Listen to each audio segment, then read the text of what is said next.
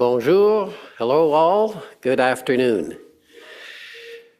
Today I am very pleased to announce that the report of the Public Order Commission, Public Order Emergency Commission, has been submitted to Parliament. It will soon be available on the Commission's website. I would like to firstly acknowledge that I am making this statement from the traditional territory of the Algonquin and Anishinaabe people at the National Archives of Canada, just steps away from where many of the events that led to this inquiry took place. La Commission sur l'état d'urgence. The Public Order Emergency Commission was established on April 25, 2022, as a result of the Government of Canada's decision to invoke the Emergencies Act in response to protests in Ottawa and elsewhere in Canada in January and February of 2022. The Commission was directed to examine and report on the circumstances that led to the declaration of a public order emergency and the measures taken by the government for dealing with the emergency. The Commission was also tasked with examining to the extent relevant to the circumstances of the declaration of emergency and the measures taken the following questions: the evolution and goals of the convoy and blockades, their leadership, organization, and participants, the impact of domestic and foreign funding, including crowdsourcing platforms, the impact, role, and sources of misinformation and disinformation, including the use of social media, the impact of the blockades, including their economic impact, and the efforts of police and other responders prior to and after the declaration. This was a monumental task for the Commission, particularly in light of the fact that this report had to be completed in less than 300 days. Thanks to the hard work and dedication of too many people to name. I'm proud to say that we have carried out the important task assigned to us by Parliament. We've produced a thorough and comprehensive report, and we have met the deadline set by the statute. Dedication of too many people to name, I'm proud to say that we have carried out the important task assigned to us by Parliament, produced a thorough and comprehensive report, and met the deadline set by statute. On previous occasions, I've said that this Commission's task is first and foremost to be a tool of accountability and to foster public confidence. The invocation of the Emergencies Act was a significant event. Members of the public have a right to know what the government did and why they did it. The Commission has already contributed to the public's right to know through its public hearings. For over 30 days in October, November, and December 2022, the Commission heard from 76 witnesses and 50 experts. Many senior government officials were examined, both by Commission counsel and by counsel for the 22 parties to whom the Commission granted standing to participate in the hearings.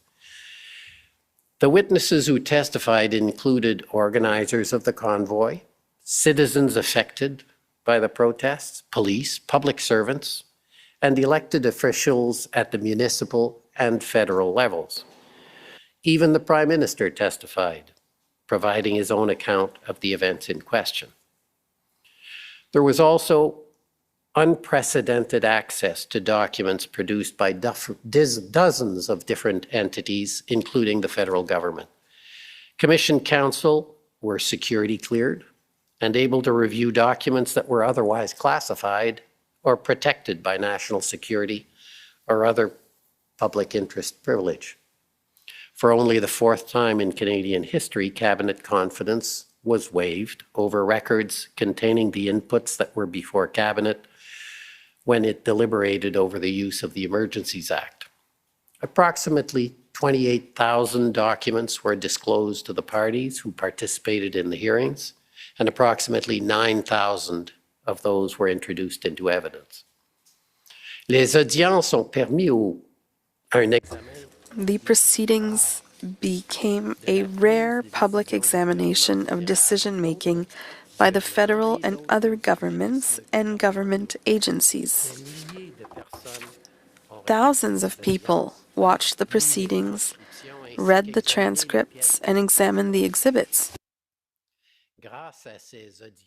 From these proceedings, the public has already been exposed to an immense amount of information. Individuals have been able to form their own views about the events of early 2022. Today, with the publication of my report, the Commission contributes to public accountability in a second way, by setting out my findings, conclusions and recommendations following the events in question.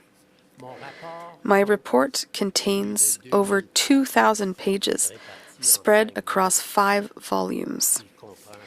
It consists of an executive summary, 2 volumes of analysis, a detailed record of the Commission's activities, a report summarizing the over 8,800 submissions received in our public consultation process,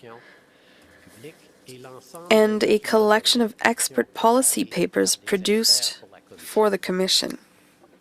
In the report, I chronicle the origins of the Freedom Convoy. I conclude that it was not an organization with clear leadership.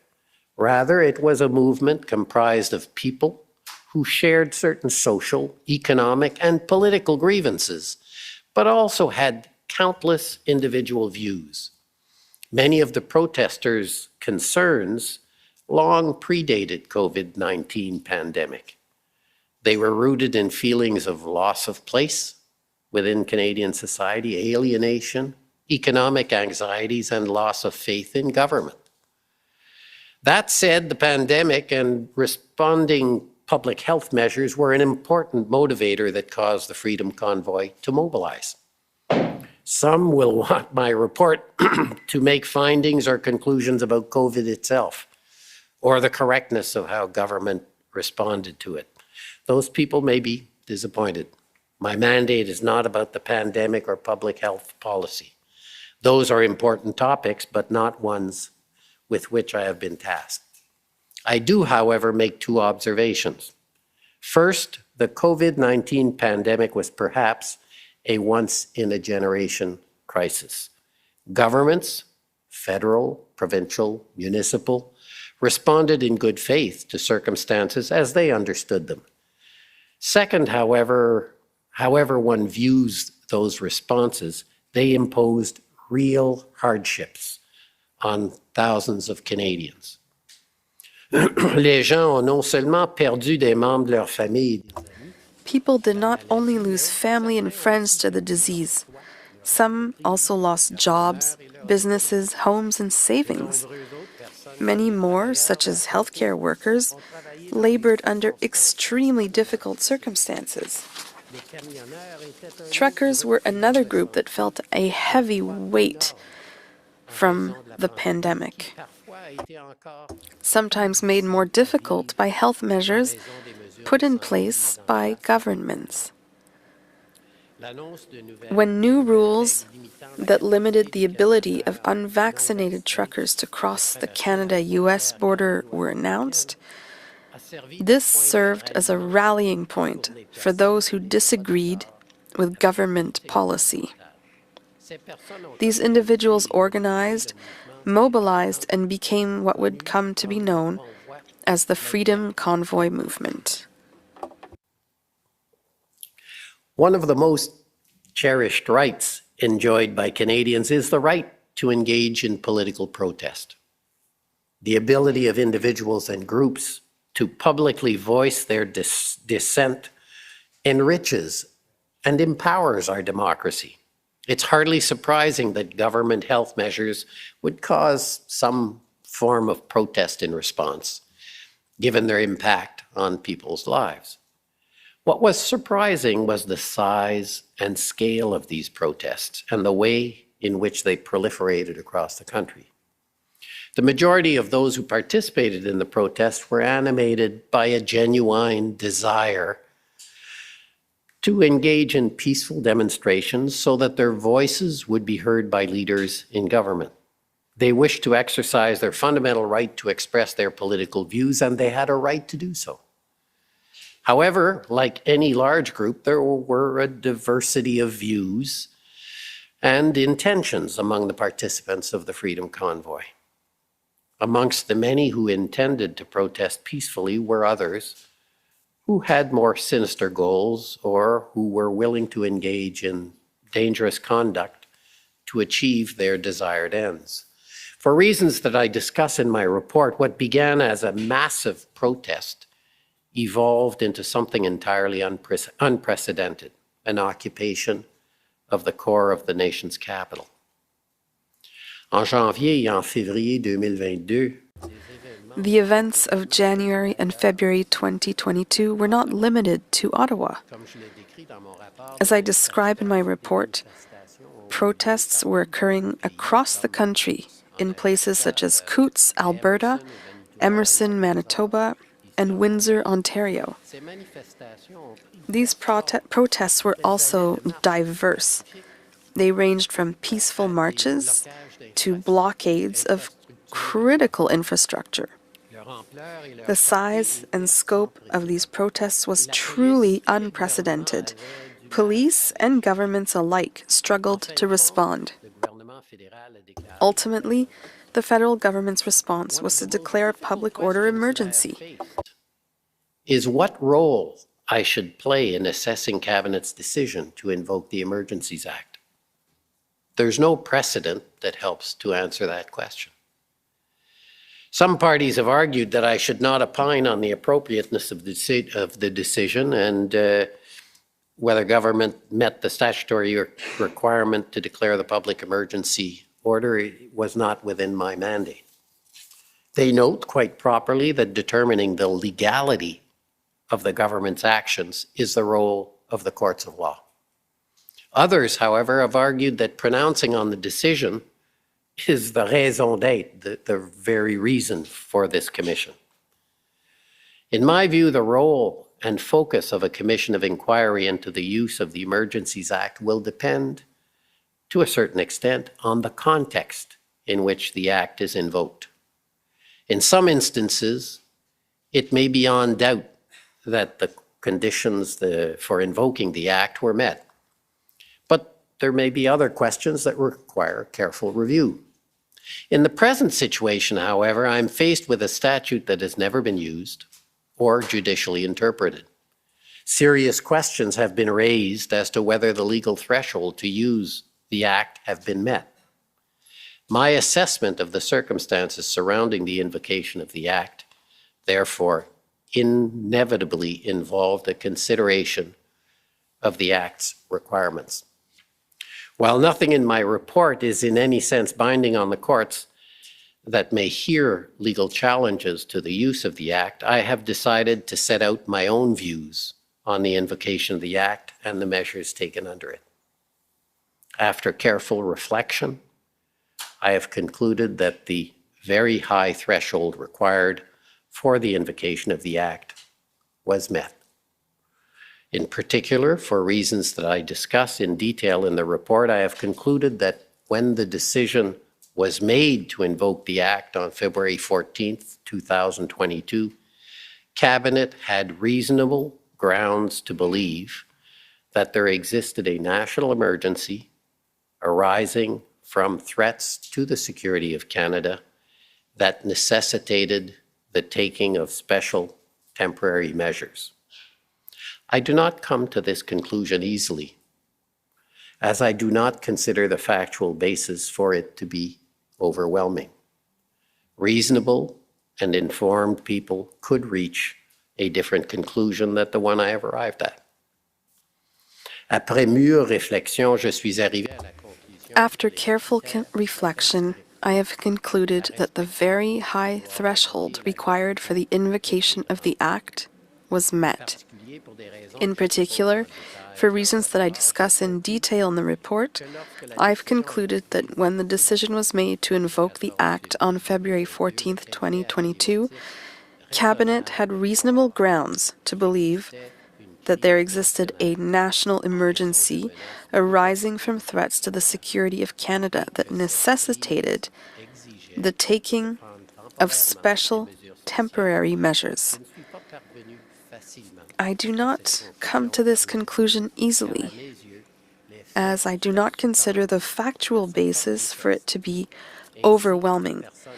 Reasonable and informed people could reach a different conclusion than the one I've arrived at. I also reached this conclusion reluctantly. The state should generally be able to respond to circumstances of urgency without the use of emergency powers. It is only in truly rare instances, when the state reasonably believes that it cannot otherwise fulfill its fundamental obligation to ensure the safety and security of people and property, that resort to emergency measures will be appropriate. In other words, the Emergencies Act is not a tool of convenience, but rather it is a tool of last resort. The fact that circumstances evolved to the point where Cabinet reasonably considered it necessary to invoke the Act is regrettable, because in my view, the situation that led to its use could likely have been avoided. As I have explained in my report, the response to the Freedom Convoy included a series of policing failures, though I have also identified sound practices employed by some police services in their response to relevant events. Some of the missteps may have been small, but others were significant. Taken together, they contributed to a situation that spun out of control. The failures were not only in policing. Preparing for and responding to situations of threat and urgency in a federal system requires governments at all levels and those who lead them to rise above politics and collaborate for the common good. In January and February 2022, this did not always happen. Had police forces and governments better anticipated and prepared for the extent of political and social discontent exacerbated by COVID-19 pandemic, particularly in the environment of misinformation and disinformation so prevalent today, and had they collaborated more effectively, there could have been a different response to this unprecedented situation. It's likely that such preparation could have avoided the necessity of invoking the Emergencies Act. En plus de tirer des conclusions sur l'invocation de la loi. In addition to making findings on the invocation of the Act itself, I've also reached conclusions on the appropriateness and effectiveness of the measures taken under it. While I have ultimately concluded that the federal government was justified in invoking the Act, I reach a more qualified conclusion with respect to the measures that the government adopted. I determined that the measures taken by the federal government were, for the most part, appropriate and effective, and contributed to bringing a return to order without loss of life or serious injury to people or property. I also found, however, that in a number of respects, these measures were deficient.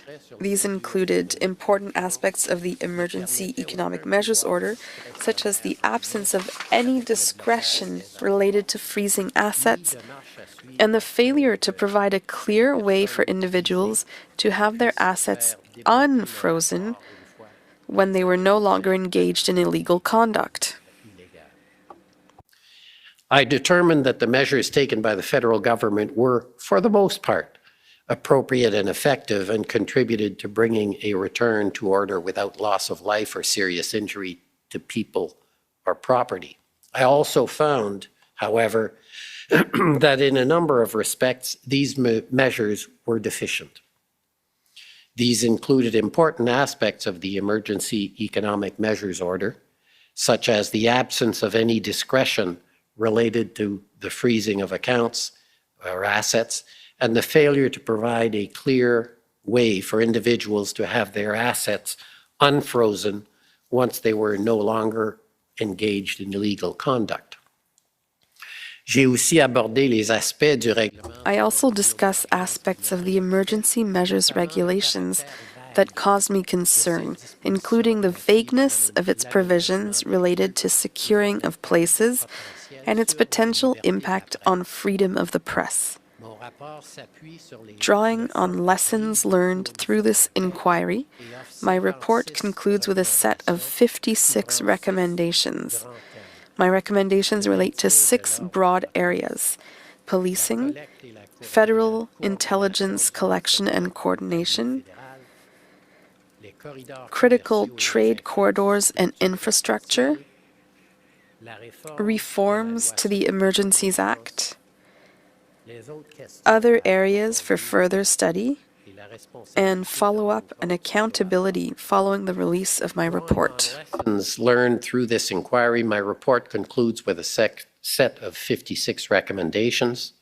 My recommendations relate to 6 broad areas: policing, federal intelligence collection and coordination, critical trade corridors and infrastructure, reforms to the Emergencies Act, other areas for further study, and follow-up and accountability following the release of my report.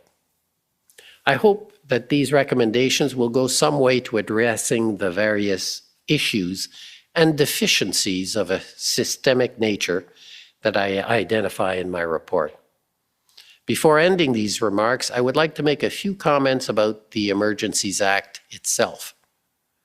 I have already commented that it is regrettable that the situation across Canada deteriorated to the point where Cabinet reasonably believed that the use of the Act was necessary.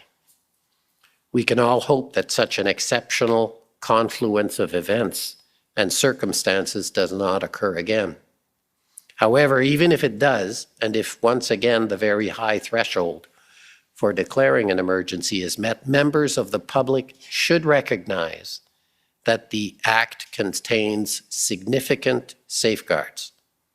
Although the Emergencies Act is often referred to as a replacement for the War Measures Act, it is in fact a very different statute. The Emergencies Act was designed to respond to a much broader range of emergencies.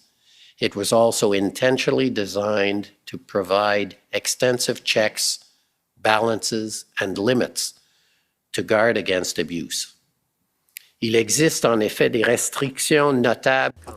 There are significant limits on the kinds of measures that the government can take during an emergency. The law permits legal challenges to use of the Act, and the measures adopted under it must remain compliant with the Canadian Charter of Rights and Freedoms. Parliament is given extensive powers of review and control over the executive's use of the Act. Although Cabinet can unilaterally declare an emergency, Parliament can revoke the declaration at any time. And of course, a commission such as this one is mandatory. Provided that future commissions are, like this one was, created pursuant to the Inquiries Act and given access to the necessary documents and information, they will ensure that the government's conduct will be subject to meaningful, independent scrutiny. It is notable that the protections that the Emergencies Act contains far exceed those of any provincial or territorial emergencies statutes in Canada, and even in other countries across the world. While I have made recommendations for various reforms to bring the Emergencies Act into the 21st century to ensure the effectiveness of future inquiries and to strengthen government accountability, I am also convinced that there is much in the Act that is commendable. The Parliament that passed the Emergencies Act in 1988 went to great lengths to ensure that its use would be subject to robust accountability and public scrutiny. I hope that this inquiry and my report have contributed to achieving this. The Parliament that passed the Emergencies Act in 1988 went to great lengths to ensure that its use would be subject to robust accountability and public scrutiny. I hope that this inquiry and my report have contributed to achieving this. Merci beaucoup. Thank you.